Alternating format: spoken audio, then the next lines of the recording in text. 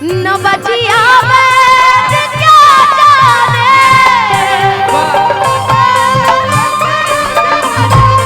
न बचिया बैठ क्या जाने, मुझे दिल की बीमारी है, मुझे दिल की बीमारी है,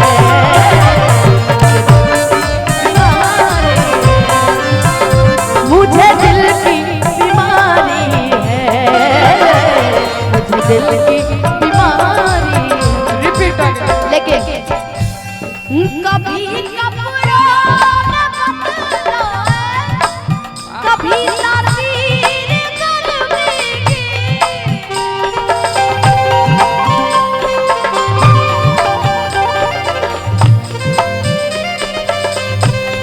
जिगर का हाल तू मेरा, अरे वो जाने जिगर का हाल तू मेरा, अरे जाने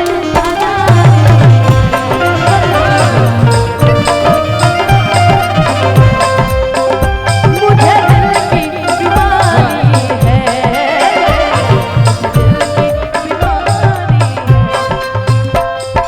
लड़किन के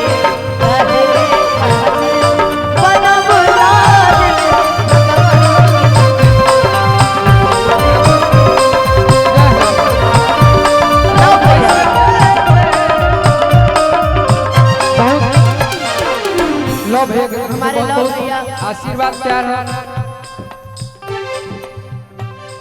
ई लइकन के काहे खातिर बनौला दिल भगवान जी। ई कहतारी नवजिया वैद का जाने मुझे दिल की बीमारी है।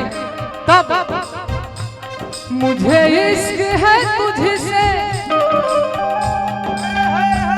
मुझे इश्क है तुझसे मेरी जान जिंदगानी। हमनी भोजपुरी का व्यवहार है, हमने हिंदियों का भोजपुरी में चला है।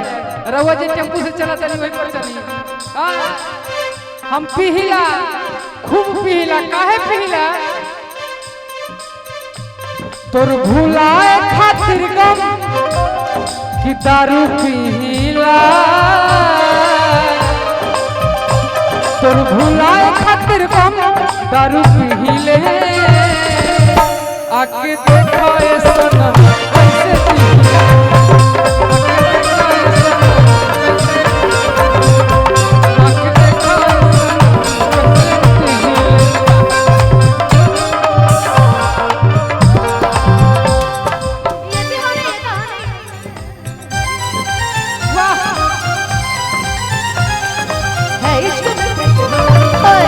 तुमसे मिलके दिल का है जो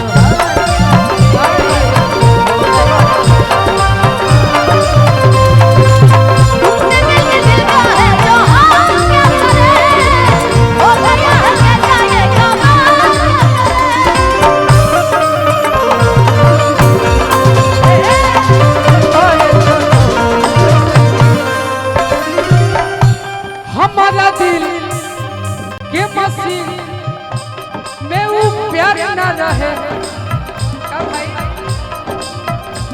तो हर प्यार यार किस्मत में हमार ना रहे।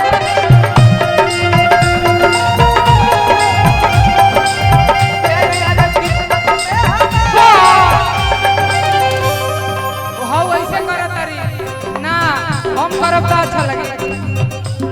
हमारा दिल के मसीह में वो प्यार ना रहे। तो हर प्यार यार किस्मत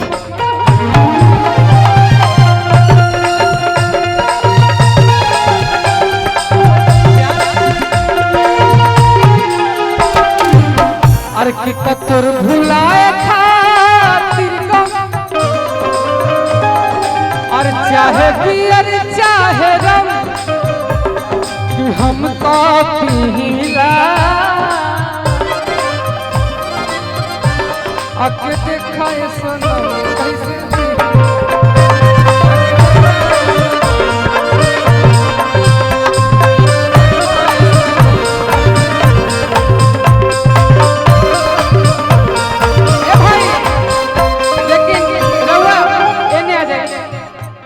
एक बार तू आ जा। बाबा वही ऐसे दोनों आगे पीछे बारी आगे घूंघट खड़ी में राग उठाएंगे एक दूजे में इन्हीं का बजा दीजिए भाई तो खिसिया के फिर खाए सनम खिसिया के बोल देंगे इधर आ जाओ, आराम से आके देखो से जी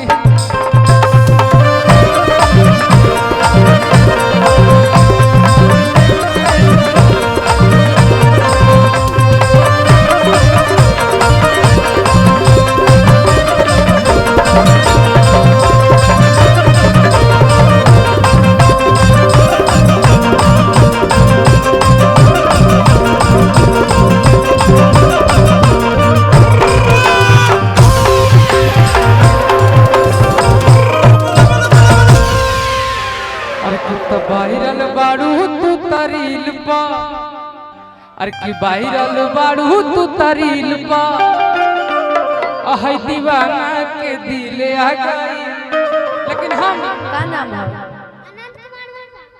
अनंत कुमार मेहता